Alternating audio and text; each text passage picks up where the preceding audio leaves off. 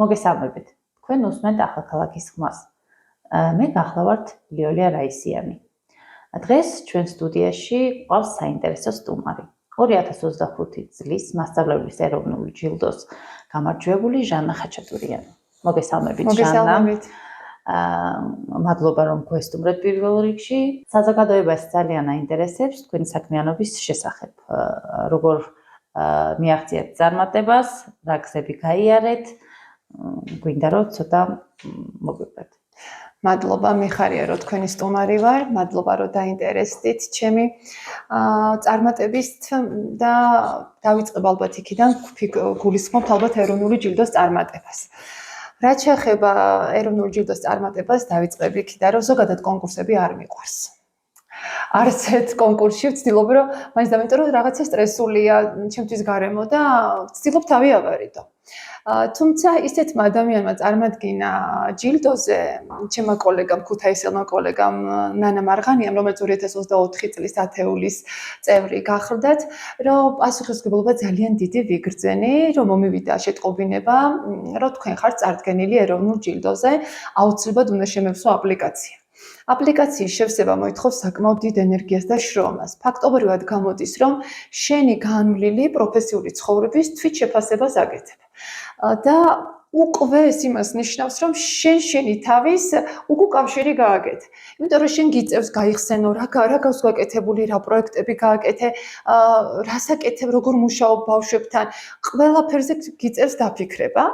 და პირველი ეტაპი რაც იყო, ეს იყო, წარმატკინე ეს აპლიკაცია, გადავიღე ვიდეო, ერთ-ერთი მოთხოვნა იყო, რომ უნდა გადაგვეღო ვიდეო ჩვენ შესახებ და გაგვეგზავნა. დაველოდეთ პასუხს, მოვიდა პასუხი, რომ თქვენ შერჩეული ხართ გასაუბრებისთვის, ოღონდ მაშინ მე არ ვიცოდი ეროვნული ჯილდოს შესახებ დეტალები, რომ თურმე გასაუბრებაზე იბარებდნენ 20 ადამიანს მხოლოდ და შესული იყო 3000-მდე, 2000, 3000-მდე იყო განაცხადი შესული.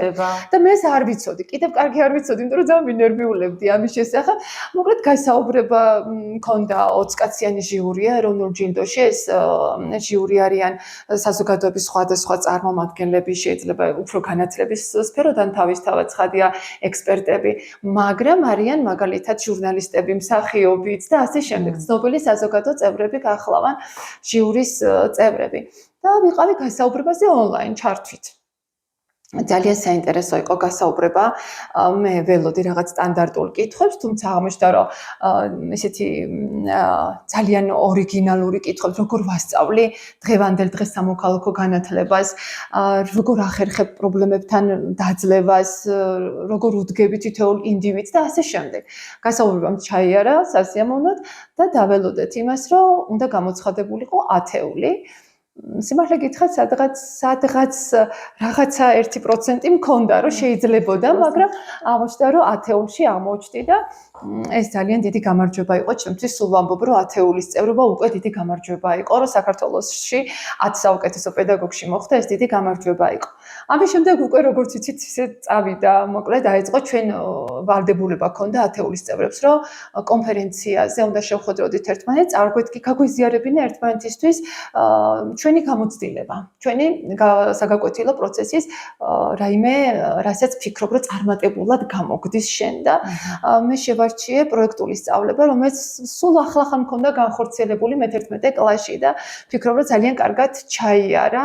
ეს იყო პროექტი მრავალფეროვნება გვავსებს. ბავშვებმა გადავწყვიტე, რომ ეს პრეზენტაციებით და ამით აღარ ყოფილიყო, რაც ძალიან უკვე შაბლონი გახდა და ასეთი ორიგინალური გადაწყვეტილება ქონდა ჩემ კლასს და მე რომ დავდგით უხმო პანტონიმის თეატრი.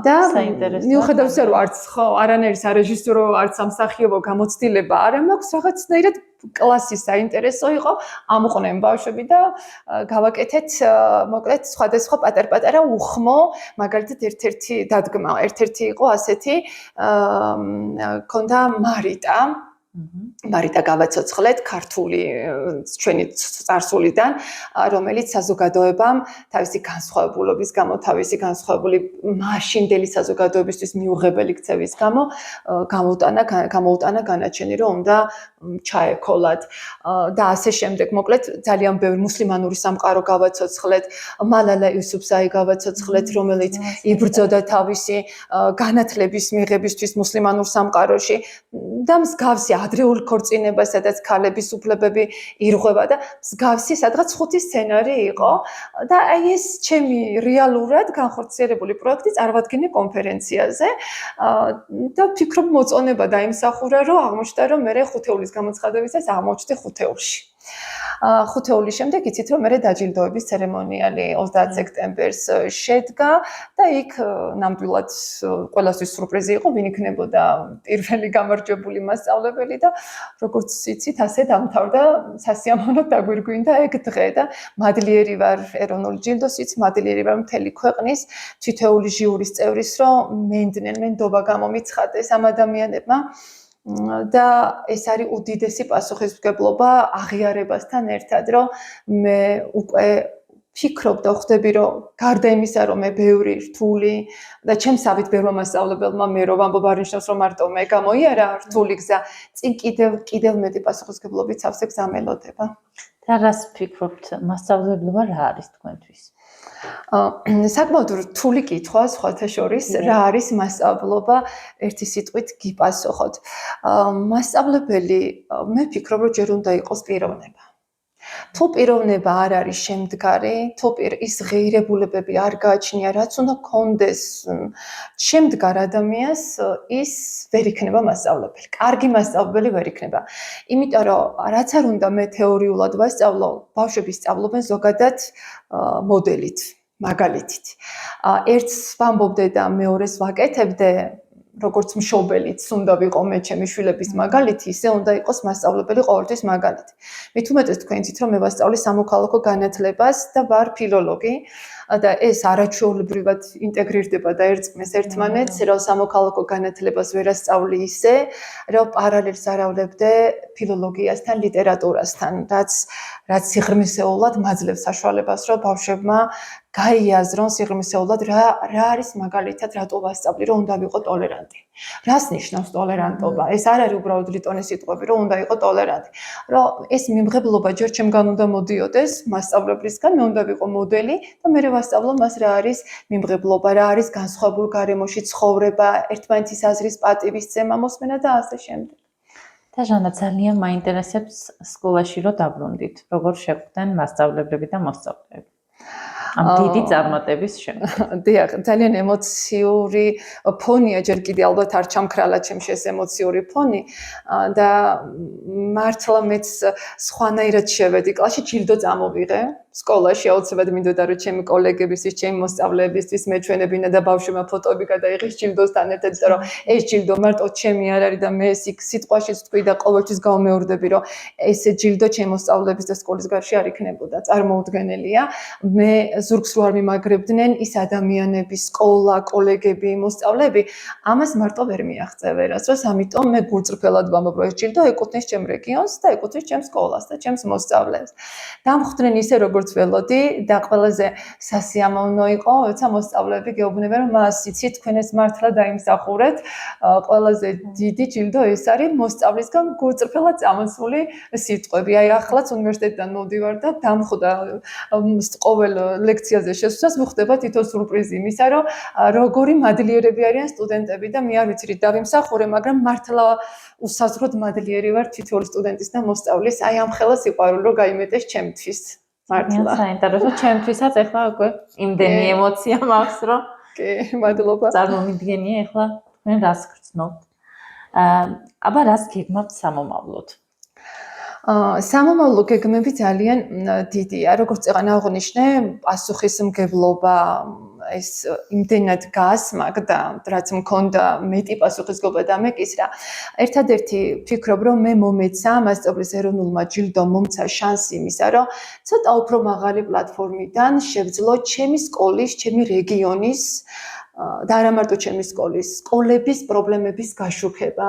მივაწვდინო ხმა იქ, სადაც შეიძლება რომ რაღაცა მოვაგვარო, დავეხმარო ჩემს მოსწავლეებს და ყველაზე მთავარი, რასაც გეგმა ვისა, რომ გასმაგებულად მაგალითად ჩემს მოსწავლეებთან გავაგრძელო მუშაობა იმისა, რომ მეტად პასუხისმგებლიანი მოქალაქეები გავზარდო მოქალაქეები დემოკრატიული ღირებულებით. ეს არ არის უბრალოდ სიტყვები. დემოკრატიული ღირებულების მქონე მოსწავლე ნიშნავს მოქალაქეს, რომელსაც შეუძლია მოსმენა, სხვისი აზრის პატივისცემა. სამოქალაქო განათლება არ არის მარტო საკუთარი უფლებების სწავლა. თუ ბავშვმა იცის სხვისი უფლების პატივისცემა, თუ ბავშვმა იცის სხვისი მოსმენა, ემპათიის გრძნობა გააჩნიას, უკვე ნიშნავს, რომ შენ მოქალაქე აღზარდე. და მას საზოგადოებაში გამოსული ეს თეორია არ არის, ამას წიგნით ვერ ასწავლი. ეს არის ისეთი საგანი, რომელიც ცხოვრების სკოლას ვეძახი მე სამოქალაქო განათლებას, ცხოვრებას ასწავლი, აყალიბებ შენ მასწავლებლობა, წეგან რომ მკითხეთ, იმხელა პასუხისმგებლობაა, რომ ეს ჩვენ დავკარგეთ უკვე ფუნქცია, რომ ცოდნა გადავცე უბრალოდ ბავშვს. ცოდნას ის ჩემ გარეშე ინტერნეტითაც ძალიან ბევრ ცოდნას მიიღებს, უჩემოდაც, მაგრამ მასწავლებლებმა უფრო მეტი პასუხისმგებლობა ავიღეთ, რომ ვართ ფასილიტატორები. მას უნდა მივცე მე მიმართულება, როგორ ჩამოყალიბდეს კარგ ადამიანად. შეიძლება მას ძალიან ბევრი ინფორმაცია აქვს, მაგრამ მან არ იცის როგორ დაახარისხოს ინფორმაცია, როგორ მიიღოს სწორი და გაფილტროს ცუდი. დეზინფორმაციის მსხვერპლი არ გახდეს. ეს ყველაფერი ცხოვრებაა, რომელსაც სკოლის გარეთ რო გამოდიან, ისინი ხვდებიან და ეჯახებიან ამ პრობლემებს, რეალურად ხვდებიან ამ პრობლემებს და ჩვენ გვჭირდება მზა მოქალაქეები, მზა დემოკრატიული ღირებულებებით სავსე მოქალაქე, რომელიც მზად არის ცხოვრებისთვის. რომ ის სკოლიდან რო გამოვა არ დაიბნეს და ცხოვრება როგორ გააგრძელოს მარტო რაღაცა საგნის სწავლით არა. კონდეს ეს იარაღად, რომ გაუძლოს ცხოვრების ყველა ეტაპს და ყველა ქმედებას. და ერთს დავამატებ, რომ თანამედროვე ახლა ბავშვები ჩემი თაობისგან ძალიან განსხვავდებიან. ისინი არიან მეტად ლაღები, თავისუფლები, ჩემი თაობა თუ იყო ცოტა უფრო დამჯერი, მომთმენი, ესენი არიან მეტად ჩვენგან განსხვავებული თავისუფლები და ეს თავისუფლება უნდა ვაქციოთ ჩვენ პასუხისმგებლობად. ბავშვმა გაიაზრონ, რომ თავისუფლება და პასუხისმგებლობა განუყოფელი ნაწილია, ხო? და ეს არის ზუსტად ჩვენი ფუნქცია და მე ვეცდები, რომ მომავალში გასმაგებულად ყველა ჩემ მოსწავლესთან, ინდივიდთან მივიდე და ასეთი მოქალაქეები შევქმნა. მადლობა დიდი ჟანა და რას ურჩევდით მასწავლებლებს და მოსწავლეებს? მასწავლებლებს ცალკე ვინმეს თუ აქვს სურვილი, რომ მაგალითად მიიღოს მონაწილეობა მსგავს ჯილდოებში, ცერემონიებში, რას ურჩევდით? ყველაზე მნიშვნელოვანი რა არის თქვენი აზრით? მოდი აქედან დავიწყოთ, რომ იმ მასწავლებლებს, რომლებიც ახლა გეგმავენ შემოვიდნენ ამ პროფესიაში, მინდა ვურჩიო, რომ მათ საქმე უნდა შეიყვარონ გულით. პირველ რიგში. ყველაზე მნიშვნელოვანი ალბათ. ეს არ არის შემთხვევითი პროფესია მასწავლებლობა, რომ მოდი სამსახურს ვეძებ და სადღაც ვაკანსია დევს და შევა. ეს ასე არ ხდება, რაც შეიძლება სხვა სამსახურში შეიძლება მოხდეს. ამიტომ ძალიან ვთხოვ ყველა ადამიანს, რომელიც გადაწყვეტს ამ პროფესიაში შემოსვლას, რომ კარგად გაიაზროს სად შედის. იმიტომ რომ როცა თუ ეს საქმე შენი არ არის მოწოდებით, ძალიან მალე დაიღლები. მასწავლებლობა მოითხოვს საკმაოდ ძლიერ მყარ ფსიქოლოგიას და ემოციას. ემოციურად იღლებიან მასწავლებლები, ვიღლებით. დამღლელი პროფესია, ვერავინ ვერ იტყვის, რომ ეს პროფესია მარტივია, ურთულესი პროფესიაა. ამას ჭირდება ბევრი შრომა, მუდმივი განვითარება საკუთარ თავზე. ბავშვების სიყვარული, უპირობო სიყვარული ბავშვებისა, კოლეგებთან თანამშრომლობის და ცოდნის გაზიარების სურვილი. უნდა შეგეძლოს, სოქს გონია, რომ მასწავლებლობა მარტო ლაპარაკია. მასწავლებლობა ლაპარაკი არ არის, მოსმენის ხელოვნებაა. შენ უნდა შეძლო და შენთვის ხან დამღლელია, ხან უსიამოვნოა, მაგრამ ყველას აზრი მოისმინო. თუ არა, სხვანაირად ჩვენ ბავშვებში ვერ გავავითავრებთ კრიტიკულ აზროვნებას. აი რომ ვამბობთ, რომ ჩვენ გვჭირდება მოქალაქე გვჭირდება მოსმენით. მარტო ჩემი ლაპარაკით მოქალაქე ვერ შეიქმნება. ჩვენ მათი პრობლემები უნდა მოვისმინოთ, უნდა გავიაზროთ, ვალაპარაკოთ, გახსნილები იყვნენ, თუ ნდობა არ გამოგიცხადა მოსწავლემ. ის არ არის შემდგარი გაკვეთილი. და კიდევ გამეორდები, რომ მასწავლებელმა უნდა შეძლოს გაკვეთილზე მოტივაციის გაღვევება. ცოდნის გადაცემა ყველაზე ადვილი ამბავია, ეხლა მე შევალ და ვასწავლი დემოკრატია რა არის. მაგრამ ეს არ არის მხოლოდ და უჩემოდაც კიდევ ვიტყვი, რომ უჩემოდაც წაიკითხავს და ნახავს დემოკრატია რა არის. აქ სხვა რამეშია მთავარი საიდუმლო, რომ შენ უნდა შეძლო აი იმ ცეცხლის ანთება გაკვეთილზე, რომ თითოეული ჩაერთოს გაკვეთილში და თავი იგრძნოს პროცესის მონაწილედ. თუ მან თავის სტუმრად იგრძნო, ის საათს უყურებს გაკვეთილი, როდის დამთავრდება. და ასეთი გაკვეთილი შემდგარი არ არის. გაკვეთილია შემდგარი, როცა ბავშვს აღარ უნდა კლასიდან გასვლა, ან მორბის შენ გაკვეთილზე, ვიცის რომ შენი გაკვეთილი იწყება. ეს თუ მიაღწია ამას თუ მიაღწია, ჩათვალეს რომ მან ამ პროფესიაში რეალიზება მოახდინა და ის უკვე არის თავისი საქმის პროფესიონალი. და ვურჩევდი ყველა მასწავლებელს, ყველა ახალგაზრდა მასწავლებელს, რომ აი გაითვალისწინოს, შეძლოს ეს რაც მე ზემოთ აღვნიშნე, შეიყვაროს საქმე, შეიყვაროს ბავშვი, შეცდომების არ შეეშინდეს, შეცდომების გარეშე ვერავინ ვერაფერს ვერ ისწავლის ამ ქვეყანაზე. ძალიან ბევრჯერ შემშლია, ძალიან ბევრჯერ გაკვეთილი არ გამომსვლია, მაგრამ ეს იმას ნიშნავს, რომ მე ჩემ შეცდომებზე უნდა ვისწავლო და ასე ვითარდებით ადამიანები. თუ არა, ხა ბრწყინვალე მე არ დამიწყია კარიერა, რა ვიცი, მასწავლებლად არ დავბადებული ვარ, ხო, მასწავლებლად ნელ-ნელა შევიქმნი, თუმცა მოწოდება მასწავლებლობა იყო ჩემი ყოველთვის. დამატებითი ერთი კითხვა მაქვს, თუ ოცნებობდით ბავშვობაში მასწავლებლობას? კი, აი ეს კითხვა ბევრჯერ დამისვეს, რომ მასწავლებლობა მე ვერ ვიხსენებ, უბრალოდ როდის შევარჩიე, ავირჩიე ეს პროფესია, იმიტომ რომ რაც ჩემი შეგნებული ცხოვრება მახსოვს, სულ მასწავლებელი ვიყავი ჩემ გონებაში. ბავშვებში, ბაღში, ყველას ვასწავლიდი. სულ წიგნები მე და აი ჩემი თამაში იყო ასე, ვიყავი მასწავლებელი. და სხვა პროფესიაში ვერასდროს ვერ წარმომედგინა საკუთარი თავი და ასეც დავიწყე უნივერსიტეტი დავამთავრე თუ არა რატომღაც ისე მოხდა რომ ესეთი პლატფორმა მოხდა და უნივერსიტეტში აღმოვჩნდი 22 წლის ასაკში და დღემდე მოკლედ ასე გაიარა ჩემმა ცხოვრებამ რომ ვარ განათლების სისტემაში და მადლობა ღმერთს ამისთვის. და მოსწავლეებს გასურჩევდით ეგეც რომ დაამატოთ და მოსწავლეებს რჩევა ცოტა ის არის რომ აქ უფრო მასწავლებელთა რჩევა უფრო მეტი მექნებოდა ვიდრე მოსწავლეებთა, მაგრამ მოსწავლეებსაც იმას ურჩევდი რომ გაითვალისწინონ რომ მასწავლებლებსაც აქვთ უფლებები, მასწავლებლებსაც სჭირდებათ სიყვარული, უპირობო სიყვარული მათაც სჭირდებათ, რამდენადაც გასცე, თუმცა ბავშვი არის ესეთი არსება, რომ შენ თუ გასცემ სიყვარულს 100 მაგს გიბრუნებს, ამას ვერ ვეტყვი, 100 მაგი მოდის ბავშვებისგან. შეიყვარონ და პატივისცენ თავიანთ მასწავლებლებს, რომ წლები რო გავა, მე აუცილებლად შეიძლება რაღაცა ინანონ, ასე რომ სიყვარული და ეს სკოლის წლები, რომელიც აღარ ბრუნდება და ყველაზე მთავარი ბაზა განათლების საჩილებას შეივსონ, ეს არის სკოლის პერიოდი და ვურჩევდი, რომ არ გაფლანგონ ეს დრო და ნაყოფიერად გამოიყენონ თავიანთი ლამაზი პერიოდი სკოლაში. ჟანა, რა სირთულეებს აწვდებით სკოლაში? ზოგადად დღევანდელ საგანმანათლებლო სისტემაში სამწუხაროდ კიდევ ბევრი პრობლემაა მოსაგვარებელი. გაუთავებელმა რეფორმებმა მასწავლებლების სხვათა შორის დააბნია და დაღალა და ეს ფრუსტრაციის ჩასვდნენ მასწავლებლები. თუმცა ამას გარდა ყველაზე მთავარი საკითხი ის არის, რომ პროფესიონალი კადრების ნაკლებობა სკოლებში. ქალაქში იმდენად ეს არის გრძნობა, როგორც მაგალითად სოფლის სკოლებში. მე მიმუშავია სხვა პროექტებში და მონიტორინგებზე ყოფილ ვარ სკოლებში, სოფლის სკოლებში და წავწყდომი ვარ ისეთ პრობლემებს, როგორიც არის მაგალითად ასწავლიან სახელმწიფო ენას, რომელზეც საერთოდ ვერ საუბრობენ თვითონ. ასწავლიან მათემატიკას, რომელზეც აქვს საექთნო დამთავრებული. და მსგავსი საკითხები განათლების სისტემაში ეს კატასტროფაა. ჩვენ ვღებულობთ ბოლოს ისეთ შედეგს, რომ მაგალითად ფირზის თუ ნებისმიერი კვლევების თანახმად აღმოჩნდება, რომ საქართველოს განათლების სისტემით დგას ბოლოდან მეორე ან მეოთხე ადგილას, რაც რა თქმა უნდა კატასტროფაა ჩვენთვის.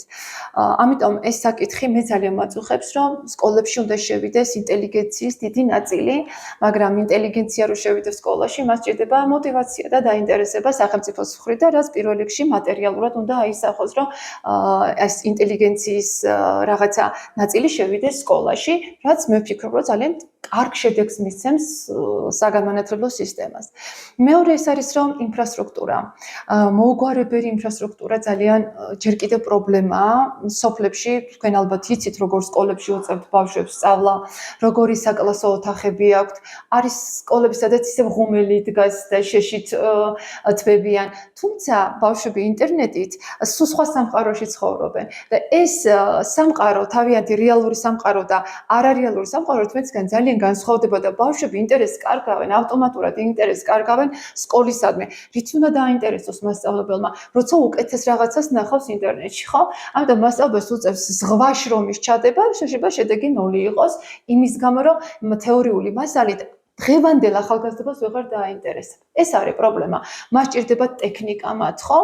ჭირდებათ მეტი თანამედროვე წიგნებით აღჭურვილი ბიბლიოთეკა, ჭირდებათ ლაბორატორიებით აღჭურვილი სკოლა, რომ ფიზიკა იქნება, ქიმია თუ ნებისმიერი მსგავსი საგანი ისწავლონ აი ასეთ აღჭურვილ შენობებში და კლასებში.